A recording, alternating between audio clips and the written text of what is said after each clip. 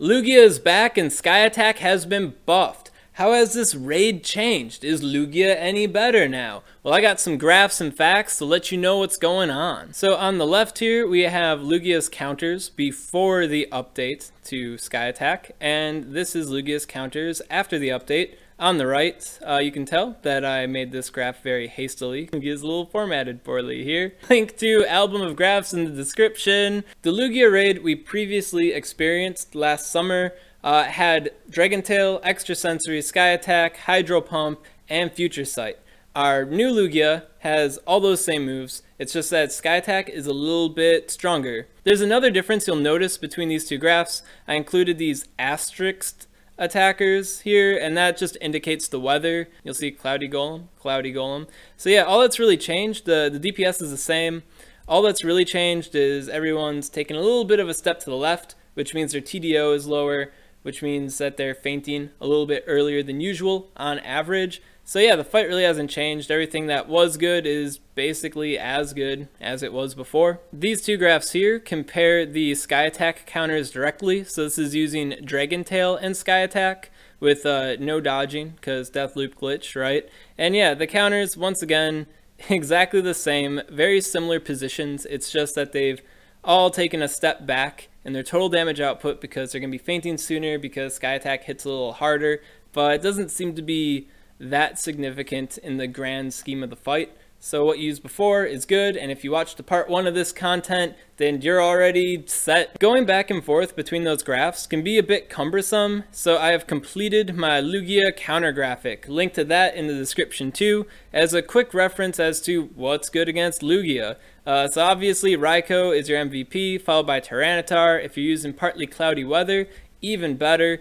Jolteon, that's a Zapdos. Zapdos and Mewtwo, good counters. And then Jolteon and Gengar, they're going to be a little bit on the glacier side. You might want to look into their bulk points. Bulk point calculator in the description if you're going to be using them.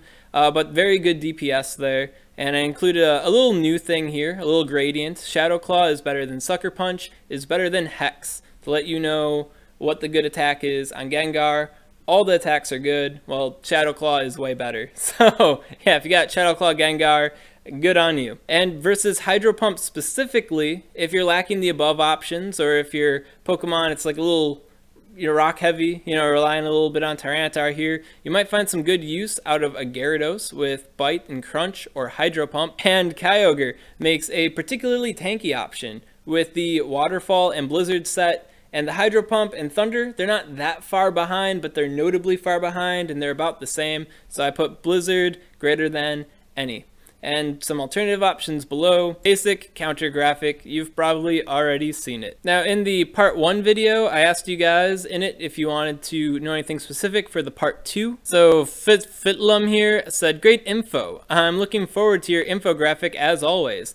Boom, there's the infographic, right? Question, should we prioritize bulk or breakpoints? Does it matter if you're powering up a tank versus a glass cannon? So overall, I will say that the breakpoints, the offensive breakpoints, are going to be more important than the bulk points. The only time bulk points really come into play in a big way is if your Pokemon's fainting sooner than you'd like it to. So if you want your Pokemon to faint later than what you're experiencing, then you might want to look into bulk points and see how much Stardust you need to invest in order to survive that much more in a fight. Overall, Pokemon such as Kyogre that will just outright blast your Pokemon with Blizzard or Hydro Pump, those are the fights that you really want to be mindful of bulk points, because crossing a bulk point that lets you survive 4 fast moves and a charge move rather than just 3 or 2 is going to be like huge. In a fight like Lugia, where you can survive a whole bunch of attacks and then you faint eventually, it's not that big of a deal. Now if you're using a glass cannon like Gengar or Jolteon, then the bulk points are going to matter a bit more. If you want to use a Golem for all Lugia sets, then you might want to look into its bulk points against Hydro Pump. They do exist. So yeah, that's where you'd want to use bulk points. And then Devin Anderson asked me, for part 2, could you please plot Tyranitar with Stone Edge and cloudy weather? Thanks for the info, man. So on this graphic here, Lugia counters all movesets. This asterisked Tyranitar, that indicates that you're in the partly cloudy weather, that it's getting the partly cloudy weather boost.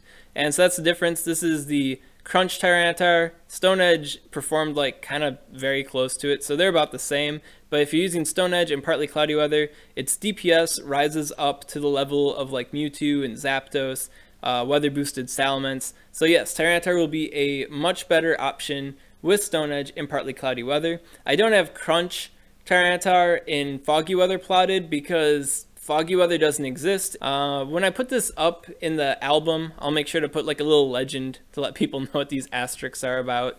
But I'm not lowering Lugia. Actually, I could do that in Paint.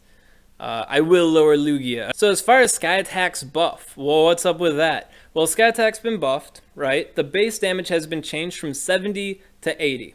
That's it. All Sky Attacks are influenced. So past, present, near future, unless they change it again, all the Sky Attacks are going to have the buff. So your old Lugias are good, your current Lugias as good as the old ones. But does this make Lugia that much better?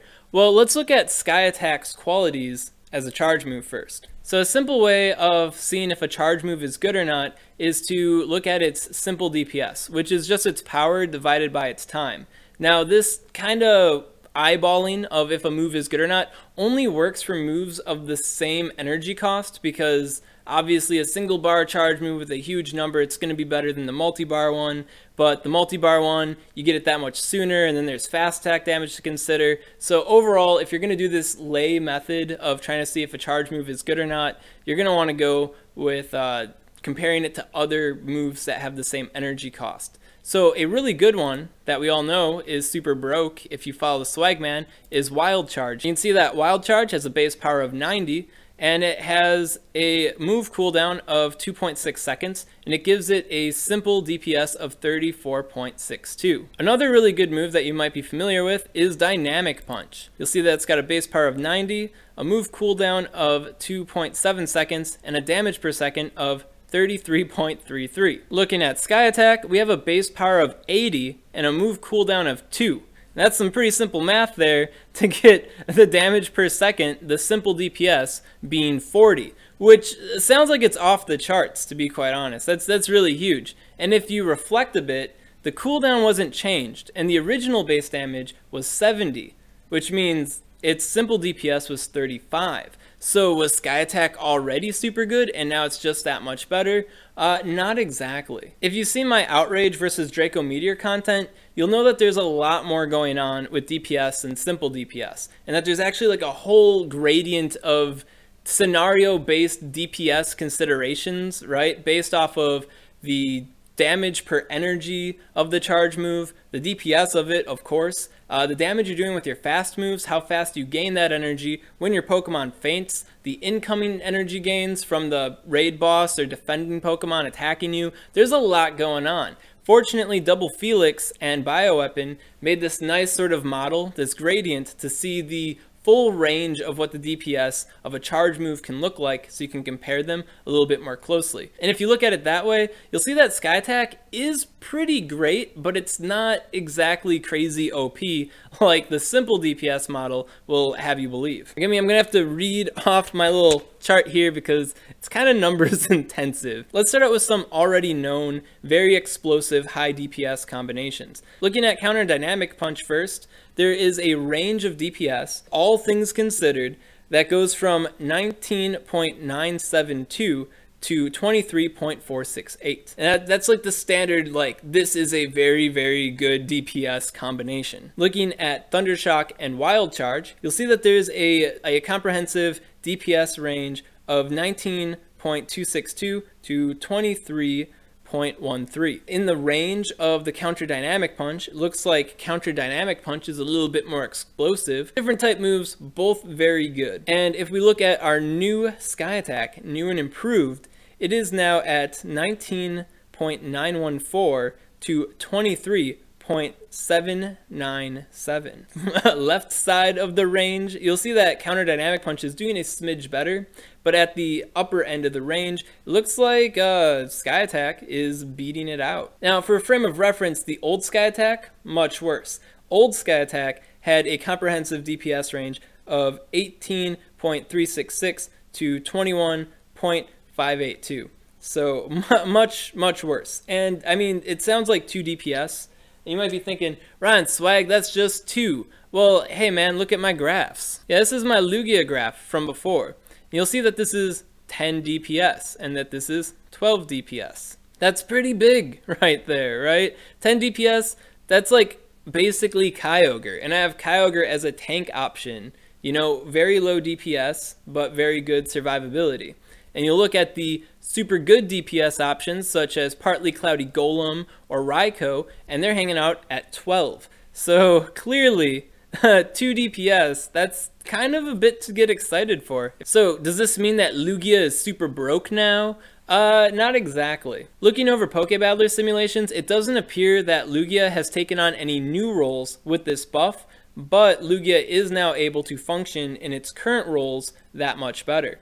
So what roles does Lugia have? Well, Lugia is an excellent Machamp soloist. So if you want to solo a Machamp raid, you're having some trouble with it, well, now's your chance to get a Lugia and power a Lugia up to help you solo the Machamp.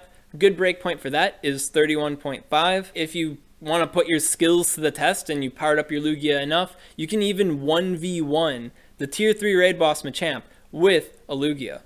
You could before, but now more consistently. But even then, it's a little bit of a stretch. Put your skills to the test. Another thing that Lugia is great for is potion efficient gymming. Now I know I still have to make that content for this channel, like the hype train keeps pushing it back. But if you want to know what a very good potion efficient gym attacker is, it's Lugia. Another thing that Lugia is really great at is countering Focus Blast Mewtwo raids.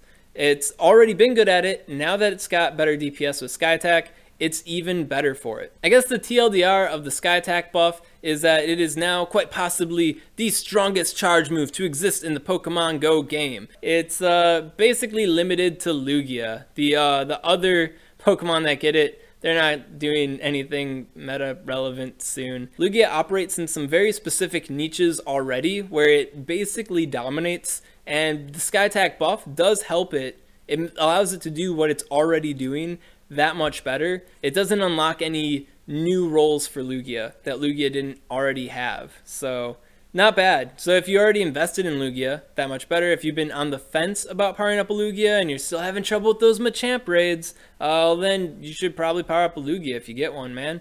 If you're curious, Frenzy Plant is better, but that's for another video topic. Sorry, guys. If you enjoyed this analysis and want to see more analyses like that, perhaps that Frenzy Plant video I just teased, and make sure to subscribe so you don't miss out on it. SwagTips. I'd also like to give a special thanks here to the 3 donors to NidoQuest. If NidoQuest is something you are unaware of, it was my attempt at funding a last-minute Japan trip so I could fight Giovanni's Nidoking and get a sticker. I'd have to say I appeal to the more logical side of the Pokemon Go fandom, so people logical with their money, not donating to my insane plot to get a sticker. So the $75 that I gained from this will get put towards a future venture where I travel out of state, out of country to do some Pokemon events. So thank you for donating. my 3 friends. I know that 2 of them are personal friends to begin with, so